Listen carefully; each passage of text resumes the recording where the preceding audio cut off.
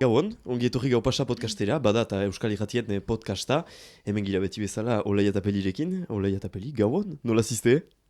Gabon Esteban, ibiziki pozik, berri hon badun mundu guztiarentzat, gaurtik aurrera betaurreko dun pertsona naiz, beraz bizikiarro naiz berrikuntza handi hontaz. Agia momentua da gero, emateko... Hori nire kronikan konzentratzeko momentua aldu delarik. Wow, bai Gabon, naiz peli bezain bat pozik, bai pozik naiz. Ez dut gauza berririk, holan ere bizia. Ez duzu betaurrekorik, ez? Bai, baditut, me ustitzu gibelan. Eta hor damutzen naiz, ema dituz, kristonarian ere gainean, hala da. Me zuretzat posten naiz peli. Mila esker, zure taldearen parte naiz orain. Wow, esker. Erran bezala beraz bada eta Euskal Irratien podcasta da, eta aldi oro gomita bat, gomitatzen dugu, normal hori da gomita baten funtzioa, gomita izatea. Eta beraz, hemen irriz entzuten alduzue, Mariz Urruti dugu gurekin, gabuntan, Gabon Mariz Urruti. Gabon, mila esker gomitagatik, eta ez dut begilagunik. Dena errana, beraz, Mariz Urruti nola aurkeztu behar zaitugu, antzeslari bezala, antzerkigile, bakarrizketatzaile bezala, nola aurkeztu behar zaitugu? Antzerki egile ongi zait. Zenta azkenean beha antzerkia egiten da leku guzietatik, batzutan taula gainean, bena hainitzetan aurdenak gailu baten aurreetik, beraz antzerki egile. Eta agian pixka bat garatzen aldugu gehiago horren inguruan, beraz, noiz hasi zinen antzerkia egiten? Beraz, hasi nintzen 5 urtekin, urte bukaerako ikusgarri batean eskolan, eta argigarria da zen da hortaz horroitzen niz. Eta amak erraten dit, energia hainitz ezarri zenuen ikasteko testua ongi egiteko, gero pena neorketzuen begiratzen emanaldi denboran, zena 5 urte zenituen, baina nik baditut horroitzapenak. Eta gero saiatu nintzen kolegioan iten, eta erringarria zen, ez nuen antzerkia egiten ahal euskara hautatu nuelako, eta bi opzioak ezinezkoak ziren. Eta azkenean lizeoan egin nuen Antion Lukurekin, eta hor gainera antzerkia eta euskera. Lehen antzerki hori zerri buruz zen? Bosturteko antzerki... Suposatzen dut denek eginak izan ditugula olako antzerkiak tikitan, baina nik adibidez ez dut sobera oroitzapenik. Zure kasuan bai oroitzen zira zertazen? Bai, ehiztari baten zerbitzarian nintzen, hipersexista, nire ikaskide bat ehiztaria zen mutikoa, eta nik zerbitzatzen nion plater bat. Eta hoitzen niz, banuen, bai, hobetu ditugu gauzak ordutik, espero. Hori ez zure praima. Espero ez, beste, voilà. Bena, bai, hori zen. Eman aldean ongi egin zenuen? Hori nork egan behar du. No, zuk baduzu pentsatzen dute... Ez, nik ongi pasa nuen eta egin nuen azkenean amestu nuen zerbait, beraz nik ongi pasa nuen, bai. Eta amak egan dit bikaina nintzela, beraz, azkenean... Gero amak ez dut aurkako esaten asko. Hori da, behar bada, eiek ahazoia dute. Behar bada. Zuek baduzue olako oroitzapenik aurtzaroko antzerkietaz? Nik oroitzen dut endaiako ikastolan maskarada bat egin genuela. Eta biziki oroitzapen hona da. Enaiz oroitzen zuera, ni errolaz, eta dena bebakit biziki ongi pasa nuela. Esan. Ni ikastolan? Zuk zuaitza ez egiten zenuen. Nondik edo da hori? Ez uste dut, sagarra jo, ginen kutsa batzuen gainean, eta jo behar ginen luja makil batekin, megiro antzerki... Ez dugu egin antzerkirik uste dut nire urtean. Justu bala jo kantuaren erritmoa makil batekin urtean, eta denak txautzen zuten bukarean. Bilentzia politu bat, Bai, bizki. Zuk Esteban egin duzu antzerki pixkat? Ebe tikitan, baditut oroitzapen bat, batez ere, ustut ikastolan egin ginuela bat, badut oraindik etxean, amak badu txerri ez dakit zer zen, badut, tiki-tikia ginen, lau edo 5 urte, begiratzen dut aimak gure soinu teknikari hemen, konfirmazioa bila. Eta bai, egin ginuen zerbait ola tikitan, eta badut oraindik ez dakit zer zen, jogurta pote bat, ola ajosa ari batekin, txerri mozojo bat ez dakit gero zer zen, baina badut horitzapen hori eta gauza hori. Eta zu beraz, ondotik erran diguzu liseoan, hor izan ziduela pixkat, ze hori galdetu nahi nizun ere, pixkat esperientzia aldetik noiz zinez sortu zaizun gogo hori antzerkia egiteko, beraz, txikitatik, baina gero liseoan beraz berriz edo berritu duzu esperientzia hori ez, hori da? Hori da, eta gaindera garaian euskera ulertzen nuen, baina ez nintzen mintzatzen. Eta beraz, banuen frustrazio hori improvisatzeko ez nuen balio, justu gorputzarekin jolasten nuen, eta beti blokatzen nintzen hitz egiteko momentuan. Eta behantzarkiaren magia hori da, testu bat ikasten duzu, eta bat-batian euskalduna bilagatzen zira. Eta orduan taulatik sentitu nuen ajotasun hori, plazer hori, euskeraz ari nintzen, eta batut horretzapena, zenta Antion Lukuren antzerkietara jende hainitz etortzen zen, buraso izan gabe, nahi dut, zinez publikoa zuen. Eta etorri zitzaidan norbait amikuseko mediatekara, erten atzo ikusi zintudan garazin, eta hitz egin zitan, eta nion zen. Bai, eta eskapatu nintzen ahal nuen bezala, zenta nire sekretua ez nion egan nahi, baina ulertu nuen maitatu zuela, bena nintzen gai, eta beraz, hor, bai, euskara eta antzerkian eretzat beti hiperlotuak izan dira. Beraz, erraten alda euskara antzerkiarekin ikasi duzula ere, edo bien arteko bai? Ahuntzen, eta gero berriz hartu nituen kurtso batzuk, eta hartua izan nintzen zirano egiteko euskeraz, etxoen kasaren produkzio bat. Eta testua biziki komplikatua zen, aditz trinko pila bat, txominu gizari esker, zenta egin zuen euskal bertsioa, eta testua zoragarria, baina erdia ez nuen sekulana oskatu. Eta beraz, hor ere, magia pixkat, azkenean landu nuen testua, eta gero bahneratzen dituzu forma batzuk. Eta segur naiz, inglesez erten da ez, fake it until you make it, antzerkiak badu funtzio hori aktoreentzat eta jendearentzat, batzutan faltsuki ari zira, eta bat-batean zure ganatzen duzu jakintza bat ere. Ze komplikatu izan behar du, tarteka ere testu bat ikastea eta batzutan ere improvisatu behar izatea edo dependitzen du egoeraz, suposatzen dut, baina... Hori da, nire lehen antzez lanetan euskeraz, enintzen bat ere ateratzen ahal. Zinez testua eta testu gabe amildegira joaten nintzen. Eta beraz honek ere ematen dizu zorroztasun bat ikasteko mementoan, eta ere testua hobeki respetatzen duzu. Zenta gehenetan idazle batek egin du lan, eta beraz bere hitzak erabiltzea importantea da, eta hor ez duzu opziorik lehatzeko. Gero nire testuekin malgotasun gehiago dut, eta hor dutik pixkat improvisaketarako gaitasun gehiago garatu dut. Bai, lehenetan zinez stres gehigarri bat, beti aipatzen da hori antzerkian, eta testua anzten bazaizu, zulo handi bat, eta segatuko dugu manera ateratzeko, eta hor, testu historio horiekin bazen. Gainaz, emateko, zer da zure maksimoa ikasteko buruz testu bat, badira bost hori, 50 hori...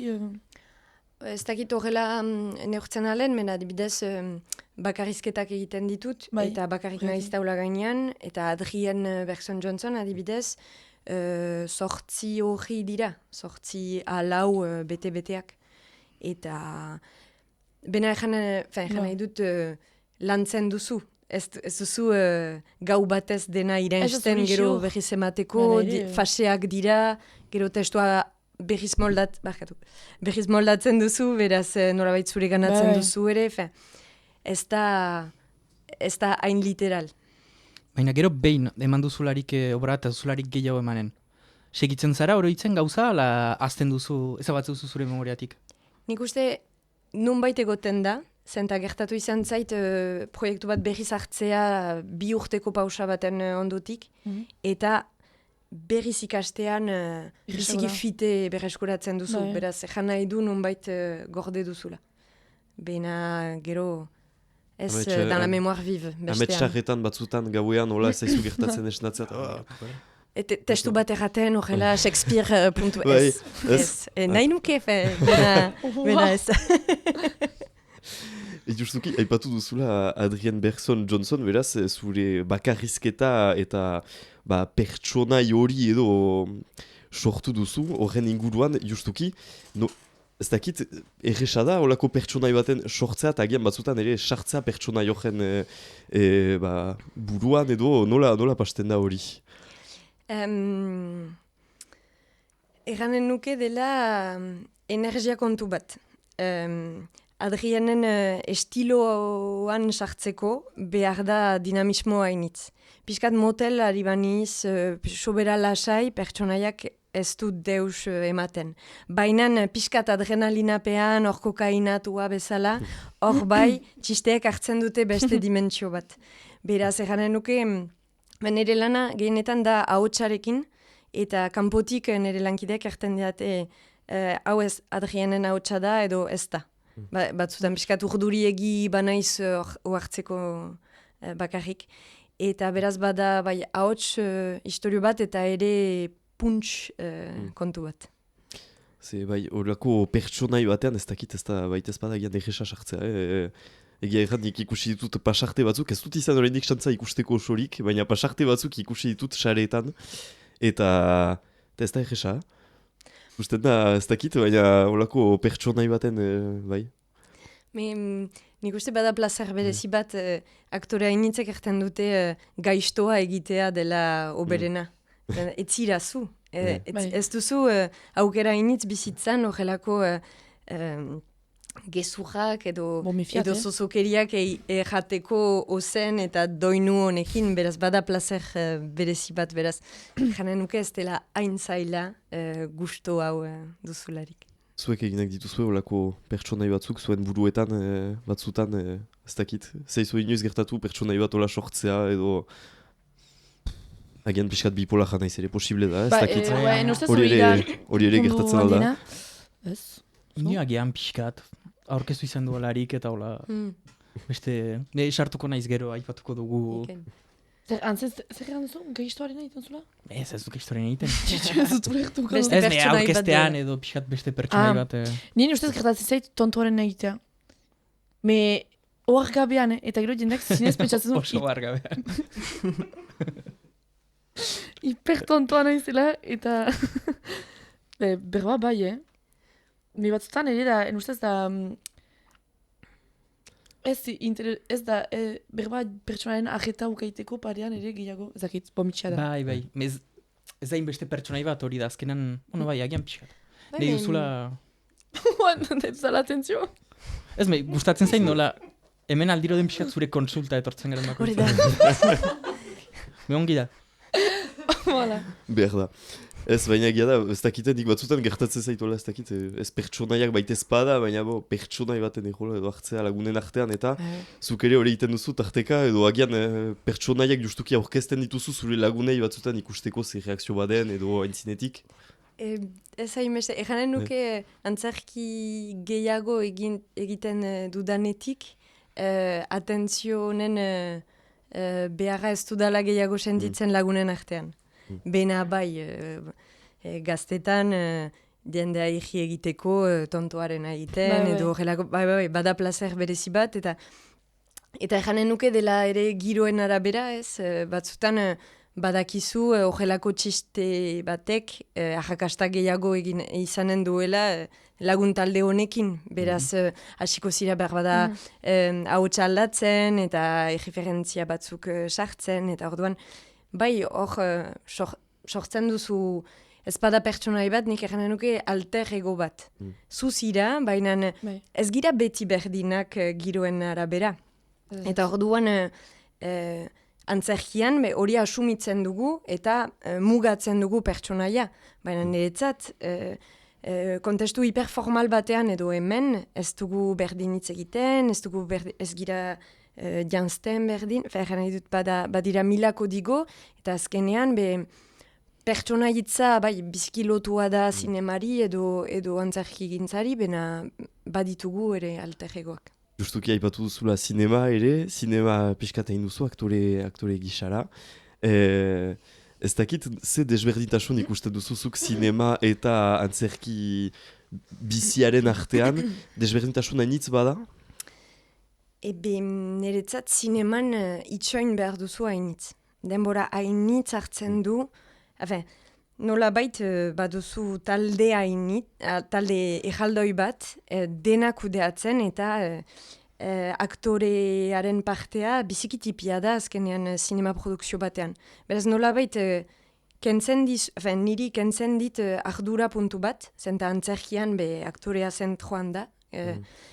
Hor, ikusten duzu kamararen mugimendua, argiztapena, dekoradoa, dena, zinez industriala da, azkenean. Eta hor duan, ejanen nuke, aktore izateko tartea, biziki, eta gero, nik oso sinema guti egin dut. Edut perfilez agertzen naiz nunbait, bizkarrez gehienetan, edo nire hankak, nire zangoak agertzen dira film batean. Bai. Beraz, norenak dira. Misterio pixkat. Eta beraz, nik beti egun bat edo egun erdi bat izan dut filmaketa batean. Bena uste dut alere beste aktoreak hori erraten dutela denbora initz itxoiten duzu eta bat-batean hiper-efikaza izan behar zira, zenta badira, behar bada, 60 pertsona zure inguruan, erten, irri egin du behiz, Seinal, likain. Goazen, denbora galtzen ari gira, dirua galtzen ari gira, eta zu aktore bezala ari zira, espero dut lortuko dela. Bada presio hori ere, eta niretzat behin egiten duzu, edo lau aldiz, eta gero kutsan da. Eta ez duzu gehiago deus egiten ahal, gero muntaketak magia egiten du, gehienetan, hori ahigarria da. Bena antzerkian, ondoko emanaldian, beste xantza bat zanen duzu, berriz jolasteko. Eta nik antzerki gintzan jokoa maite dut, jolastea. Eta orduan antzerkian aukera gehiago jolasteko. Hain zuzen zure antzerkiaren edo bizipenetaz parada gehiago izanen dugu hitz egiteko hortaz zurekin, olaia, zure kronika ere hortaz izanen baita ez? Bai, orduan. Nire nizun galetu, hola, piskat, zu emazte gisa, orduan antzerki gisan.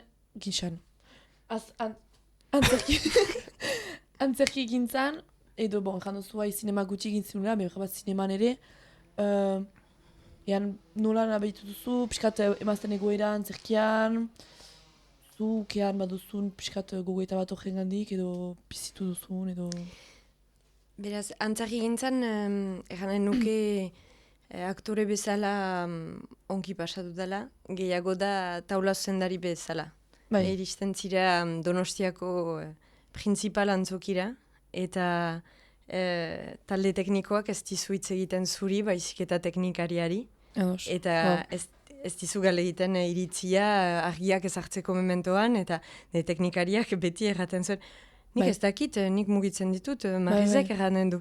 Eta la ere ez dute... Hori da. Beraz, erranen nuke, badirela oraindik ahlo batzuk nun gauzak hobetzen aldiren, eta askotan segatzen da nunden gizona afera hontan. Eta nisaiatzen naiz ahaldudan guzietan bakarrik emazteekin aritzea. Eta orduan, jendeak norekin hitz eginen du. Nerekin azkenean, bena bai. Indar pixkat gale egiten. Eta publikoari begira? Publikoak ez du inizukan publiko txarra ezakit? Ez, emaztea izateagatik ez dut uste horrelako iritzirik izan dudala. Baina nejanen nuke alere zure performantzia komentatzeko mementoan, adibidez zineman, jendeak eranen dizu, ze polita zinen. Eta gizon bati ez diozu baita ezpada erten hori. Eta ze unkigarria zinen obeda aktore bati errateko. Emozioekin ari gira, normalki ez gira hor apaintzeko irudia. Baina hainitzetan emazte rolak horrela pentsatuak dira oraindik, beraz hor eganen nuke badela lan ere.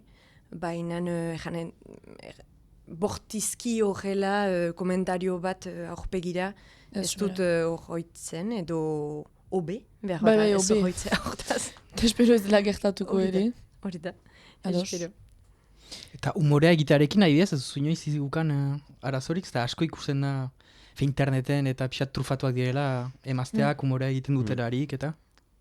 Ja da, hori argiki, bena eganen nuke Euskal Munduan komentarioak Bai. orain arte, beraz hori YouTubera doa, beraz behar bada alderantziz zanen da aldiuntan, bena komentario txarrik ez dut jaso Bai. nire bideoen azpian edo nire postetan.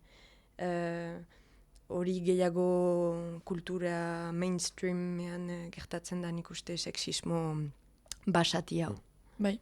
Egia da humoretan eta bat ja, bor pare bat gaina frantses humoristak eta Bai.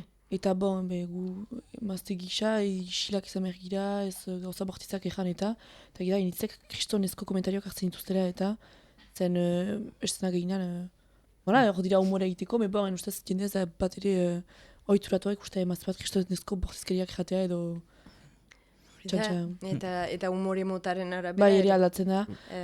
Hau ez da txiste bat emazte batentzat. Are. Badira horrelako gauzak. Bena, hori sortu genuen Bai. Epaiskan, egin genuen behin Epaiska Comedy Club, eta denak ari ginen lehen aldiz stand-up aiten. Eta azkenean ez genuen ejan, baina bakarrik emakumeak ziren. Eta, bikain pasa zen. Baina, ejan bagenu emazte ginela, behar bada, emazte gehiago izanen zen publikoan. Hor mistoa zen publikoa, ez ginekielako nor ziren artistak. Beraz, bada ere, efetu hori, ikusten duzu, bref seria, bref, erten dute, brefeko protagonista emazte bat balitz, bakarrik emazteak begiratuko zuten. Bena, bref, denok begiratu dugu. Beraz, ohitura dugu gizonen esperientziak eta historioak entzuteko eta emazteenak ez hainbeste. Publiko osoak ez ditu berdin baloratzen nik uste, beraz. Hor bai bat dugu lan ere legitimitatea hartzeko hortan. Eta Aitziber Germendiak hori erraten du beti gira gorputz nagusi baten atal osagarri. Eta formula biziki... Beti izan behar girela norbaiten zerbait, emazte gisa, ejol batean.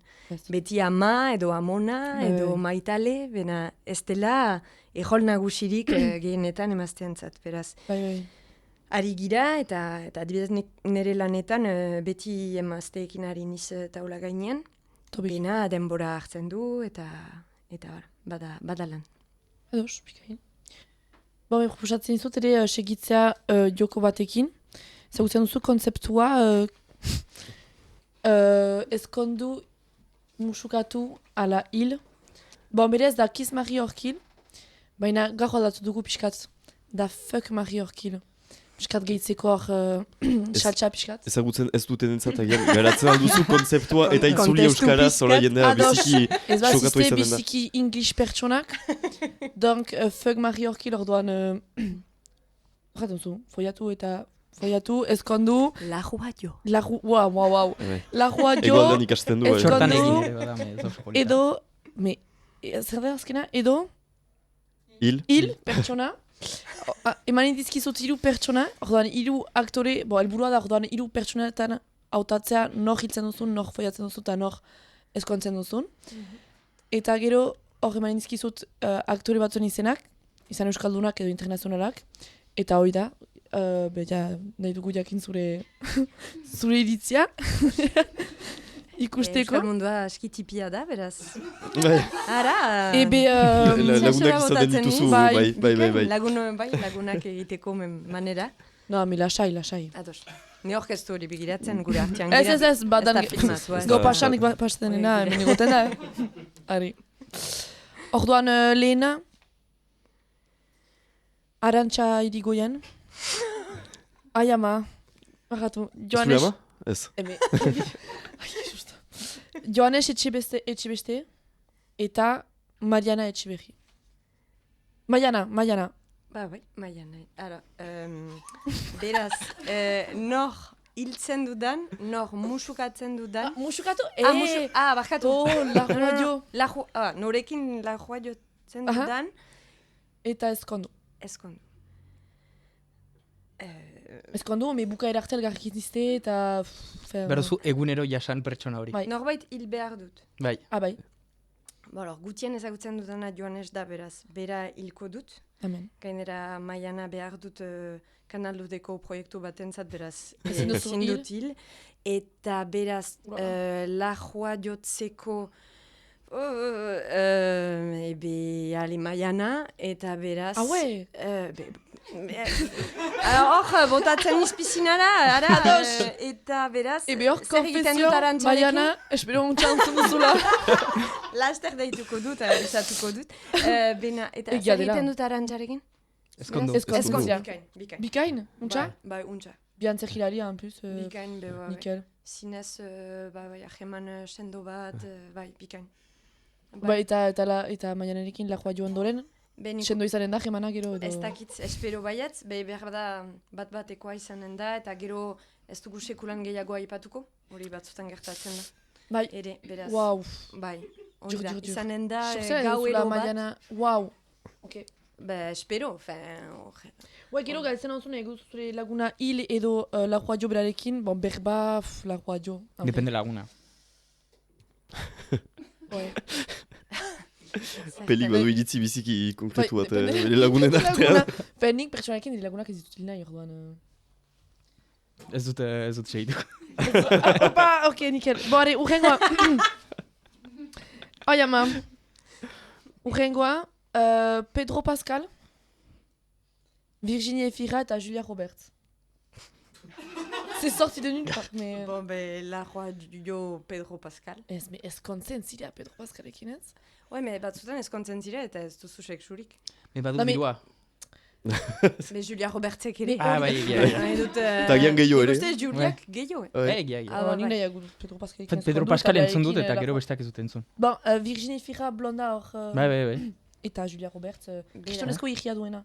Bai, ikusten orden. Itu publizitate bat, hola... Bai, Calcedonia. Perfumera entzat. Calcedonia? Ez dira zapatako hiek?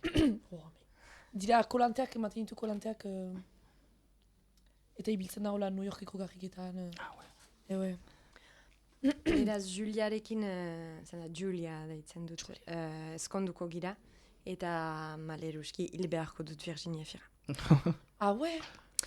Bai, zenta gainera, Julia estatu batuetakoa da, eta la green card izateko interesatzen zait. Ez dut bat erretan pentsatu. Adrianen eragina azkenean beti. Zure pertsonaiek badute eragina, zure bizitzan. Alatzen ari niz. Nik Pedro Pascal asko maitut, ez da pertsona mota daukana abizena izen bat dena, eta ordan irringarria da pixkat Thierry Henry bezala. Bai. Edouard Philippe ere. Edouard Philippe, bai. Beraz dut hainbeste maite baina. Mezinez, gizon hori, zugarri. Top kasik irrogei urte, fesura deja da, bai. Ruita mazazpi edo zerbait. Gero datuta hor txikien odola gaztetza. Ari. Hala eratzen dugu. Ari, urrengoa. Itziar Ituño, Simon Fuchs eta Ramon Agirre.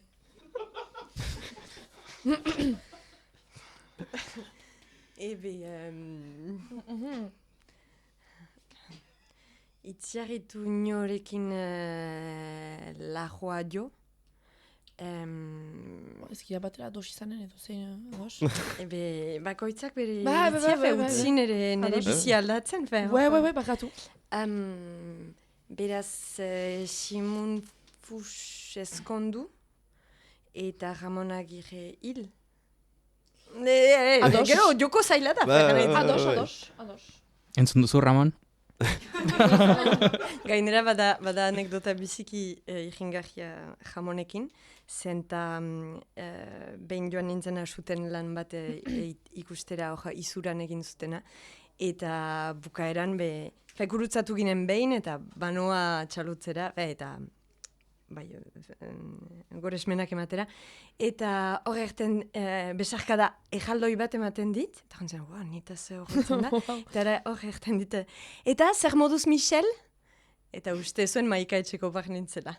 Eta beraz, hor zira, beraz, Michel ez dut ezagutzen. Eta ezakit non den, eta zertan ari den, segura eski ongi da, bena naiz Maika. Eta duku ikusten nuen pixka eta rapatua, eta beraz, nor da bera.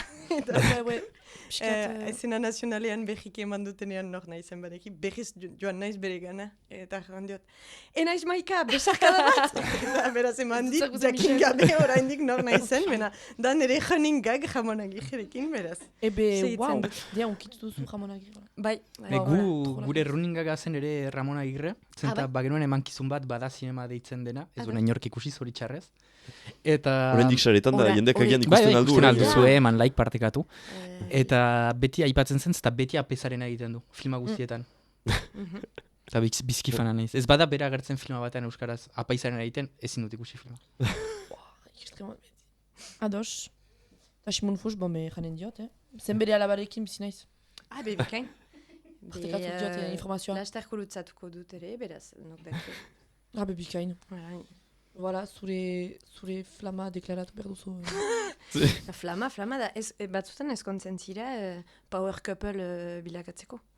Hor, iparaldeko antzarki gintza osoa eraldatzen dugu. Hor, asut, itzuli, hor, ez da gehiagorik. Wow. Ok. Gero, urrengoa. Hori pixkat berba problematikoa izanen da, me bon. Orain arte bikan joan da, beraz ez dut ikusten. Adiop. Ni desolidarizatzen naiz esan. Brigitte Bardot? Lana ina da. Norabait ez dut hil behar. Araipi. Brigitte Bardot, Polanski eta Depardieu. Hor...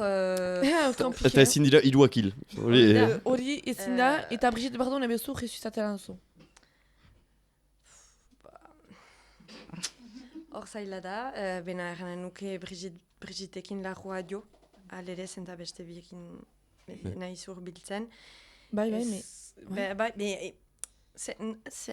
gero zuri, ados? Zuke emanen duzu zure erantzuna. Ez da erantzun honik. Hori da, dena biziki problematikoa da. Eta beraz, ezkondu... Il Depardieu. Eta ezkondu Polanski eta gero salatu eta gero... Diru hartu? Il. Gero zaiten alda bi bandako jokalde bat. Ok. Me... Kristan kronika hau, gane dut hor, ari naiz nire burua deskubritzen, horrelako galderak ez nizkion sekulan pausatu nire buruari, eta hor ari naiz, oartzen, azkenean, nor naizen baneki, eta ara... Ez dituzte olako galderak, arri saldan,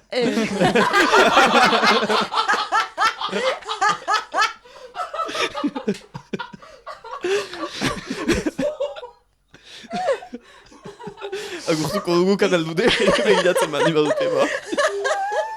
Are.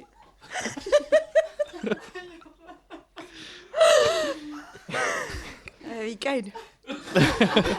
Koazen.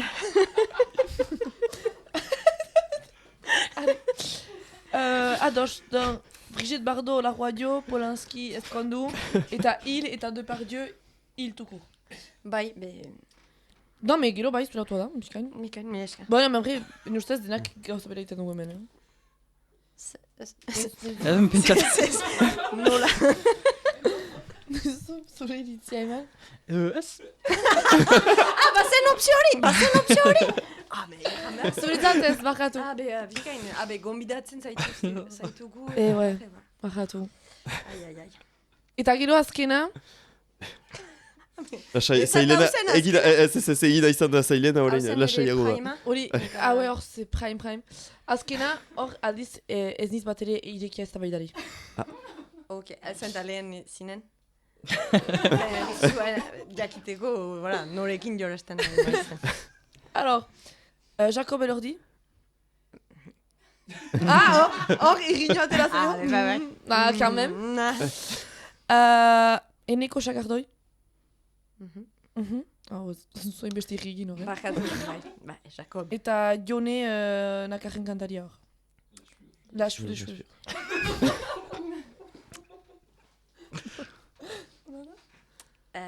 Beraz. Jakob Lajua jo. Oh la la, mais gero eman zureak, hor publikoa frustratua aterako da. Pentsatzen, zer pentsatzen du olaiak, nor da bera.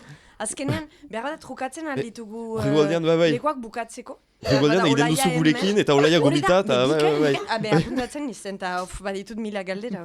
Galdetu gara zuri. Hori, gero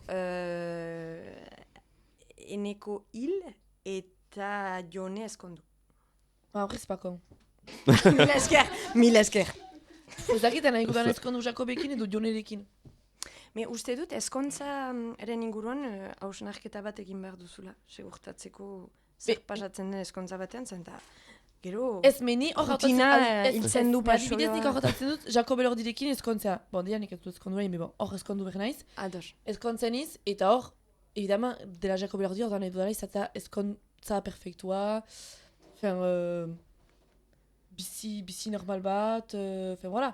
Adibidez, eskontzen naiz Polanskirekin eta hor egiten dugu bizi aparte, bakotxak bere gambera, hor dutegiak etxean, horako gauzak.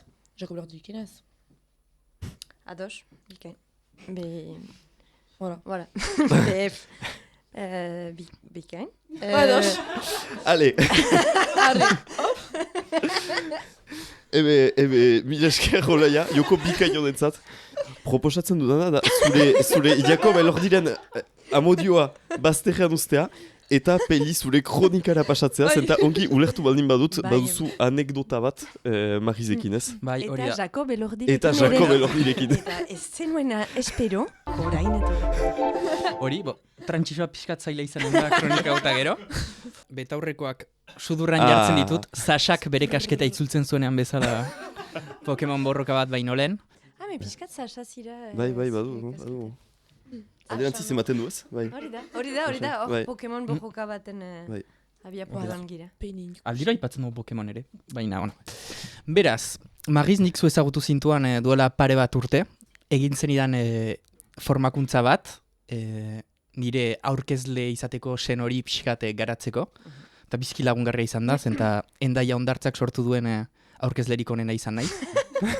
Hori ez dute dena kontatuko, zenta bestela ezin guzu formakuntza. Nire truko guziak. Hori da. Baina lortu zen idan pixkat atzerkiari esker hori egoera pixkat estresagarrietan lasaitasun bat atxematen lortzen, pixkat pertsonai bat sortuz, eta azkenean orain aipatu nahi nukena hori da pixkat nola laguntzen zaituen zu egunerokoan antzerkiak lortzen duzun. Adibidez, gezurti hona zerazo? Bati. Antzerkian aritzeko sinetxi behar duzu erten duzuna. Eta orduan ez da gehiago gezur bat. Behar nahi dut egia da pertsonaiarentzat. Eta azkenean ez nahi zelarik pagatua lan hori itea. Beraz ez. Gezurti txarra naiz nik uste. Bere ala gorritzen niz, biskat sobera fite hitz egiten dut. Nik uste badut tendentzia hori.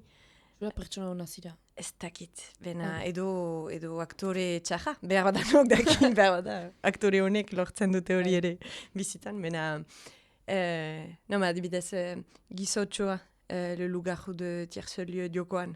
Nula, lotxagarria. Bai. Eta diokoa maite dut, eta hiper nul. Lugarro baniz agertzen zait bere ala. Bai. Ados. Kamarak akapatu duen aurpegi hori de. Ala ere hortan ez hortzak gorditzea lugar guztirela, Gizotxo bagadu. Eiten duzu joak ekarta jasotzen duzularik, hola? Ateratzen zaizu biskate. Hori zen nire lehen etapa hori gainditu dut. Eta idez, antzestu behar bauzu, pertsonai bat, gezurra esaten duena, horre ere zailtasuna egituzu gezurra esateko, ala ez? Ez, antzerki denboran nik uste lortuko dut. Orduan arazoa da ezaela pagatua. Hori da, osoki. dirua da problema. Ados. Pagatzen man hauzue, Baina orduan beti prest. egunerokoan baituzu aplikazioak antzerkiarenak ala bat ere ez? Bai. Eganen nuke, gezurrak errateko behar bada ezain beste, baina emozioak kudatzeko bai. Adibidez, gertatu izan zait ehorzketetan hitz egitea negarrik egin gabe. Naiz eta hiperrunkitua izan, lortzea barnean atxikitzen tristezia hau testu bat ongi errateko. Eta hor bai sentitzen nuen teknika barneratu nuela. Gero, batzutan... Bai, hitz egin behar duzu publiko baten aintzinean, ez dakit hitzaldi batean galdera bat pausatzeko, hor saiatzen niz pixkat antzerki gintza mobilizatzen ongi hitz egiteko eta ulergarria izateko. Bena. Gero ez, erranen nuke bizitza normalean aski erabea naizela. Hor, giro biziki atsegina sortzen duzu, beraz erresa da, bena bai, bada... Eta azkenean antzerkien baduzu babes hainitz. Eta erten duzu, gaizki pasatzen bada, ejanen dugu, pertsonaia zela, edo emanaldi txarra egin dudala.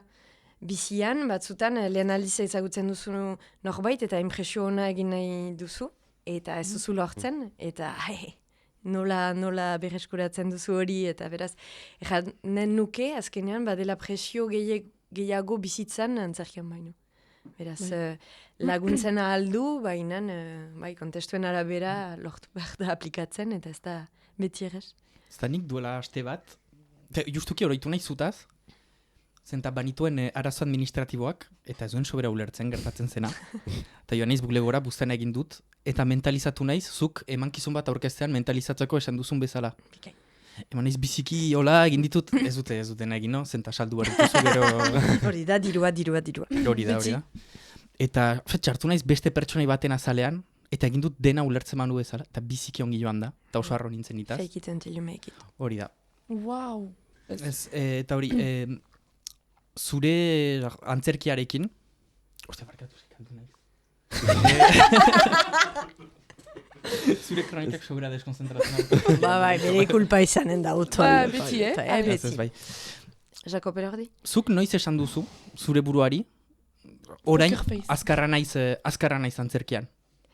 Izan da momentu bat, ala... Eganen nuke Adrienekin batzutan badudala sensazio hori. Zenta... zinez gela oso baten irria entzuten duzularik. Hor erten duzu, zerbait ongi egin dut hor. Bai. Eta gainera, imanaldi hortan baditut tarteak improvisazioak egiteko publikoarekin, pixkate reakzionatzeko. Eta beraz, placer berezi bat da, lortzen duzunean gela bat zurekin sentitzen. Eta orduan, horrelako emanaldi, Bilbon izan gira duela guti, eta gero banituen lagunak gelan ere, baina... Irri hainitzen zuten duzu, eta horre ematen dizu, postasun berezi bat, beraz. Jenen nuke Adrienekin, berriki, horrelako, azkainen ere biziki emanali polita egin genuen, eta ateratzen zira, eta erten zu, hor ordu batez nire lana ongi egin dut. Nik ez dut aukera izan ikusteko, nire gandik oso horbilden pertsona batek ikusi du, eta biziki ongi pasa zuen. Endun ikusi zen? Ezakit. Ustut Baionan. Egin duzu? Bai, Lunan egin. Bai, horrek usteitu. Etzen nire oberena izan. Beraz... Nola dakizu hori? Jan nahi dut publikoak hartzen du nahi duena, eta behar bada bikain pasatu dute. Baina batzutan zuk badakizu, piskat tentsiopean zinela, edo beti erten dut norabait antzerkia dela itzordu amoros bat bezala. Batzutan badakizu ez duzula zure aurpegi onena erakutsi, eta espero duzu bigarren itzordu bat zanen duzula erakusteko norzaren egiazki. Bena batzutan parekoak erraten du, ados naiz zu ikusteko bigarren aldiz, beraz erraten zu, ez dut dena gaizki egin. Bena batzutan badakizu, hori, txiste hori egiteko denbora gehiago hartu behar nuen, edo oiuka ibili naiz denbora guzian, horrelako urduritasunak eragiten dituen gauzak, eta beraz, Bai honan biziki urduri nintzen adibidez, eta data importantea zen netzat, soldaut ginen gainera. Wow. Nire lehen soldauta, lunan ekan bai honan. Beraz. Ados. Itzuli zaite galdera banuena. Are? Beraz, Bajatu. beraz jakina da, Taxi Driver filmarentzat De Nirok pasazuela, ezakitzen denbora taxia izaten, New Yorken. Zuk eitu zolakorik, zerbait prestatzeko? Ez. Hori daitzen da aktor studio metodoa. Eta orduan erten dute, zinez pertsonai baten gorputzan izateko orduak eta orduak pasa behar dituzula hortan. Nere antzerki eskolan uste dut metodo desberdin bat lantzen genuela, eta ideia zen pixkat parekotasunak atsemaitea. Adibidez, Adrien gorpuzteko naiz egon Joe Bidenekin lanian edo Zohan Mamdanirekin. Baina imaginatu dut, horrelako lan bat eiteko, ze gorputz du emazte honek, ze izateko manera, eta duku sekatu dut pixkat gorputza eraikitzen eta imaginatzen. Botere hainitz banu euskal publikoaren aintzinean nola hitz eginen nuken. Eta horrelako galderak, eta azkenean behar bada ez dut pertsonaiaren egia atseman edo ez dakit ze, baina funtzionatzen dit behar dudanarako. Baina adibidez etxean zaudelarik entrenatzen zara, ala egiten duzu... Zenot batzutan baituzu 5 minutu adibidez autobus bat itxoiten duzu, eta sartzen zara zure buruan bera naiz? Ez. Hori ez dut sobera egiten. Antzerki eskolan ginela, bai. Horrelako ariketak egiten genituen noiztenka, batzutan zer nahi egiten genuen ere. Bena parke batera joan, hautatu pertsona bat, eta segitu diskretoki eta kopiatu egiten duen guzia, saiatu ulertzeko ze pertsona mota den, eta nola gorpuztu horrelako, ezakit, 20 urteko emazte bat. Eta orduan horrelako gauzak egiten genituen, eta metroan begiratu pertsona bat, eta saiatu bera bezala pixkat jartzen, ikusteko, ea zure pentsatzeko manera aldatzen den. Horrela, ariketak dira, eta batzutan erabilgarriak dira, bena janen nuke, hor naizen posizioan tresna horiek ezagutzen ditut batzuk, baina egunerokotasunean ez ditut baita espada erabiltzen. Ados. Beraz, irakatsi zen idana, pixkat... Me janen nuke adibidez hor, gainera, zen ahisaldan aurkezle izateko, beraz metaforak segitzen du, bena janen dut hor, saiatu ginen eraikitzen zure aurkezle pertsonaia. Eta orduan, nola hitz egin behar zuen, nola ibiltzen zen, nola egoten zen fotoi hortan, eta beraz, ari ginen antzerki gintzan edo pertsonai bat eraikitzen, beraz, azkenean tresna horiek baliagarriak dira lanian. Bai. Zuzen duzu aldatu zirela egun hortatik? Bai, aldatu naiz pertsona gisa. Ez baina adibidez, horitzen naiz Argisaldarako, bazen gauzat inkontzienteki egiten nuena ere, ematen dituen beti alkandora itxusiak. Ados, wow. Ez egia da. Inkontzientea zen hori edo da zen justu zure gustuak. gustuak? Behin esan zidaten, eman behar dituzu alkandorak, zenta gauza hau ez daungi geltzek mikroarentzat eta horako gauza. Eta ordan geroztik, modu pixkat obsesiboan alkandorak ematen dituen. Ezak, aitatxe alkandorak karratu dunak edo lorezkoak? Bai, karratu dunak. Bai, klas. Bai. Eta bilakatu zen pixkat. Eta orain, geroztik, ez dut inoiz eman alkandorarik. Egia zetu da bat Marizen teknikei esker, pertsona bat sortu zinuen, eta... Hemen, ematen badut, nire bikotekidak deitzen hau Argisaldako peli ikusten hauen alkandorarekin. Zuri jendeak ezagutzen zaitu, hola, batzutan kerrikan gertatu zaizu, noizbait... Oso gutitan. Miziki egin dut mini pasarte bat korrikako spotan.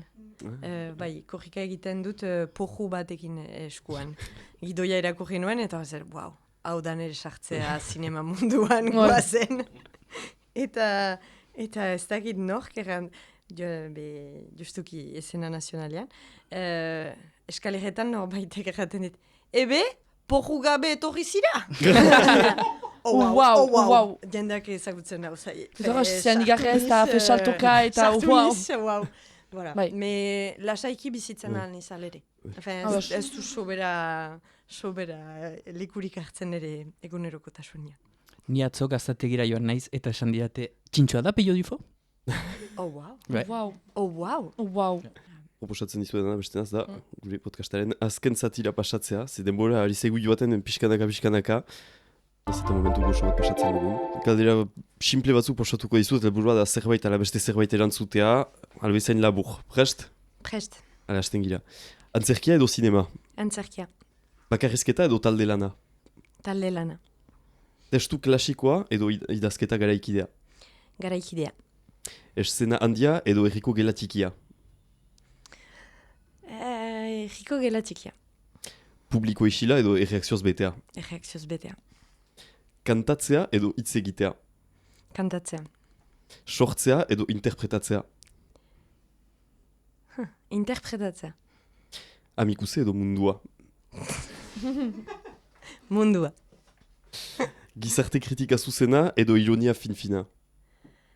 Ironia finfina. Gaua sortzeko edo goiza entxatzeko? Gaua sortzeko. Eta azkena, zitroinezko musa egitea edo jatea? Jatea. Bikain, horiek ziren bai, ez dugu zehaztu, baina ikusi dugu zitroinezko musa maite ziduela.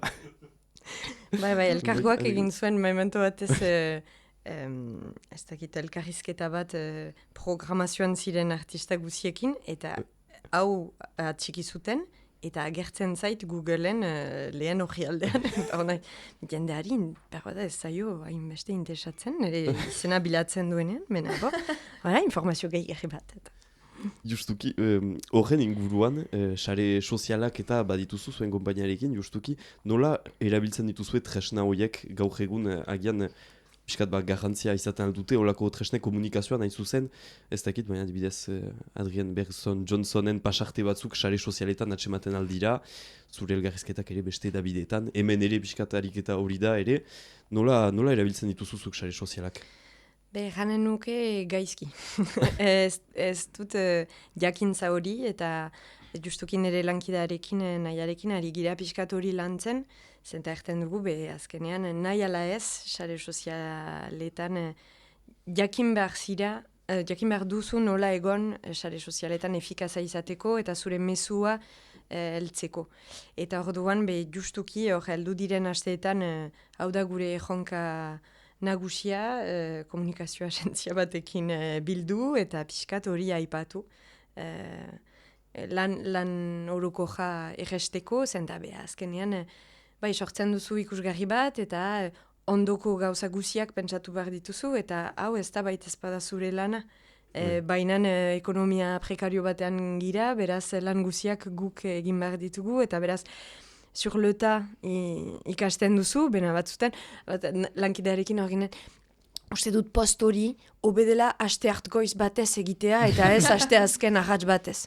Hori irakurri dugulako nonbait interneten. Eta behar bada egia zen garai batez, behar bada ez da gehiago, eta behar bada ez da sekulan egia izan, behar bada oberena da pagatzea metari zure posta beti agerian egoteko edo ube urdin hori izateko. Beraz ez sare sozialak zinez mundu bat da, eta azkenean kodigoak ere aldatzen doaz. Eta orduan behar dituzu adituak hori lortzeko, zen da bestela artesauak gira, eta horrelako industria batean behar dituzu beste gaitasun batzuk, nik uste. Aipatzen duzula, egoera prekarioa edo aipatu duzu, justuki, euskaraz antzerkia egitea, gaur egun hortaz bizitzea zaila da? Azkenean, hemen txantzainiz dugu intermitentzia dugulako, eta honi esker antzerki gintzaz bizitzen algira, egoaldean, kasik ezin ezkoa da, antzerki gintzaz bakarrik bizitza. Aktore gehienek bietan egiten dute lan. Eta konpainia batzuekin hitz egiten, zenbat aldiz, estrenaldia baino, aste bat leheno, zure aktoreak erraten dizu, Netflixek deitu nau ezin dut ezetzeran, eta falta zaizu aktore bat, eta aste bat berantago, behar duzu estrenatu zure... bada ikusentzunezkoak badu beste pixu bat egualdeko arte gintzan, azkenean, eta orduan hori sentitzen da. Gero bai euskeraz be ikusten dugu hemen iparraldean programatua izateko, azkenean be erriko etxe batzuek atxiki dute kultur zerbitzu bat, baina azkenean elkarte tipiek programatzen gaituzte, eta kriston lana da egiten dutena, eta eiek gabe zinez antzerki guti izanen zen iparraldean. Programazio bezala. Elkargoak lan egiten du, baina gehienetan publiko gazte batentzat, beraz Adrien bezalako emanaldi bat emateko, elkarte tipiek kontaktatzen gaituzte, eta gehienetan bolondresak dira, eta atseman behar dituzte diru laguntzak gu programatzeko. Eta orduan hor, bada xantzaz oraindik nahikeri politiko bat, euskal antzerkia bizirik mantentzeko, baina bai, ekonomia prekario batean ari gira hori segur. Ikain, oposatzen dizuet, hortan gelditzea gure podcasta, mila esker berriz ere, Marizuretik gurekin izanagatik. Proposatzen dizuet da, azken hitz batez, nahi baduzu improbisak eta pixkat egin, eta agian Adrien Bergson Johnsonek azaltzen aldigu, nun ikusten zaitugun, nun atxematen aldiren itzorduak zure urrengo eman aldientzat edo... Beraz, Adrien palto gabe ez da sobera gertzen. Edo izaten alda, Marizuretik arazorik gabe. Eginen du, mena irugarren pertsonian, eta piskat skizofrenikoa hasten da izaten. Ebe urrengo datak martxoak 28 baigorrin, eta apirilaren 17an endaian, eta apirilaren 30an kanbon. Eta gure data guziak Instagramen ikusten aldira. Eta laster webgune bat izanen dugu. Nena, mementoko, bagenuen bat, eta ez genuen gehiago asumitzen, beraz erran dugu obretan da. Eta, desaktibatu dugu, beraz gure kanal bakarra mementoko Instagram da. Mila esker berriz ere, beraz Marizuretik gurekin izanagatik, ez antzi beraz bada eta Euskal Irratiak segitza saretan, eta Marizuretik ere segitzea, eta itzuli konpainia ere. Bai.